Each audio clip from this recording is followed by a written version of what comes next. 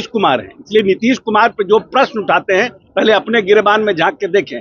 हम लोगों को किसी से सीआर लिखाने का जरूरत नहीं है, ना हमको किसी मौलाना और इनका शरीक किसी का हमको आवश्यकता है। हम जनता के लिए काम करते हैं। जनता अगर समझती है नीतीश कुमार अच्छा आदमी है, मेरे लिए काम किया है, जनता वोट करेगी। नीतीश कुमार सबके हैं, इस लाइन के जरिए क्या संदेश जेडीयू बिहार में आम जनता, आम लोगों तक पहुंचाना चाहती है, ये आज हम आपको बताएंगे। नमस्कार, न्यूज फॉर नेशन देख रहे हैं आप। मैं हूं रश्मि श्रीवास्तव आपके साथ। बिहार में चुनाव की तैयारी शुरू है। सभी राजनीतिक दलों की तरफ से अपनी पूरी ताकत झोंकी जा रही है, लेकिन इस सब के बीच आखिर क्या है जो नीतीश कुमार को परेशान कर रहा है, उनके पार्टी के नेताओं को परेशान कर रहा है। देखिए, जहां एक तरफ विधानसभा में वक्फ संशोधन विधेयक का समर्थन नीतीश कुमार ने किया, उसके बाद कई ऐसे जेडीयू के नेता हैं, खासकर जो मुस्लिम नेता हैं, वो नाराज हो गए हैं और यहाँ तक कि उनकी तरफ से इस्तीफा भी दिया जा रहा है। लेकिन अब इसे रोकने की तैयारी जेडीयू की तरफ से की जा रही है और एक मैसेज बीजेपी तक पहुंचाने की कोशिश भी है। जेडीयू के नेता अब खुले मंच से और मीडिया के सामने आकर इस बात का ऐलान कर रहे हैं और ये स्वीकार भी कर रहे हैं कि चाहे वो मौलाना मौलवी हो, शंकराचार्य हो या फिर मठाधीश हो, हमें इससे कोई फर्क नहीं पड़ता है। नीतीश कुमार सबके हैं। नीतीश कुमार हर वर्ग के नेता है, हर जाति, हर समुदाय के नेता है और नीतीश कुमार ने हमेशा ही इन सब से ऊपर उठकर काम किया है और यही वजह है कि इन बातों के जरिए बिहार की जनता तक एक संदेश पहुंचाने का काम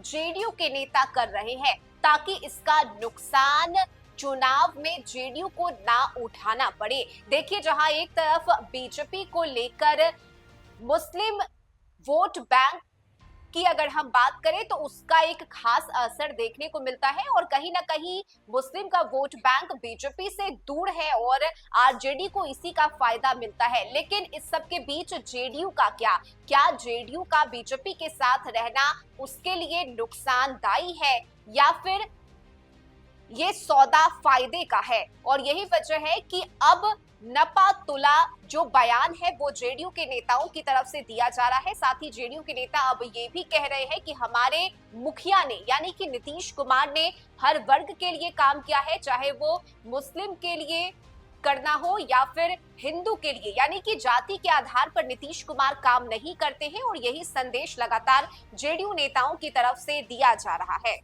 बता दें कि जहां एक तरफ वक्फ से जुड़े नए कानूनी प्रावधानों को लेकर उठे विवाद के बीच जेडीयू के वरिष्ठ नेता एवं ग्रामीण कार्य मंत्री अशोक चौधरी ने कहा है कि हमारी पार्टी को शंकराचार्य, मठाधीश और मौलाना के समर्थन की जरूरत नहीं है। नीतीश कुमार और जदयू को जनता के समर्थन की जरूरत है और जनता के समर्थन से ही हमारी सरकार बनती है। उन्होंने धर्म के नाम पर वोट की राजनीति का विरोध किया और साथ ही ये भी कहा कि वक्फ के नाम पर अभी भ्रम फैलाया जा रहा है, लेकिन धीरे धीरे ये सब कुछ ठीक हो जाएगा। इसके साथ ही नीतीश कुमार के काम को भी उन्होंने गिनवाया।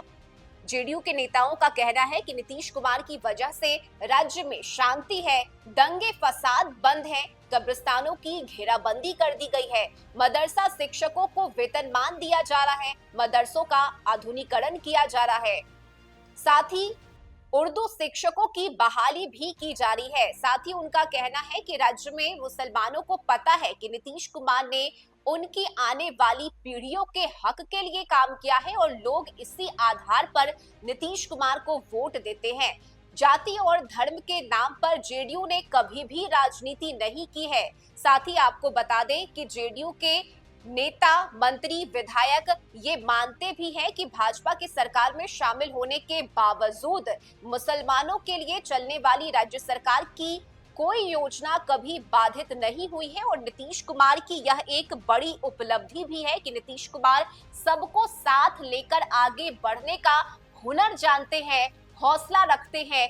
बीजेपी के साथ रहकर भी मुस्लिम समुदाय के लिए बोलने का, उनके हक अधिकार के लिए खड़े होने का हिम्मत रखते हैं। और यही वजह है कि नीतीश कुमार की तारीफ करते हुए जेडीयू के नेता और विधायक नहीं थकते। उनका कहना कि जिस तरह से 20 सालों से बिहार में नीतीश सरकार जनता के बीच रहकर उनका समर्थन और उनका प्यार पा रहे हैं, भले ही नीतीश कुमार इधर से उधर जाते हो, उन्हें पलटू राम भी कहा जाता हो, लेकिन इसका असर नीतीश कुमार ने कभी भी अपने काम पर नहीं होने दिया है।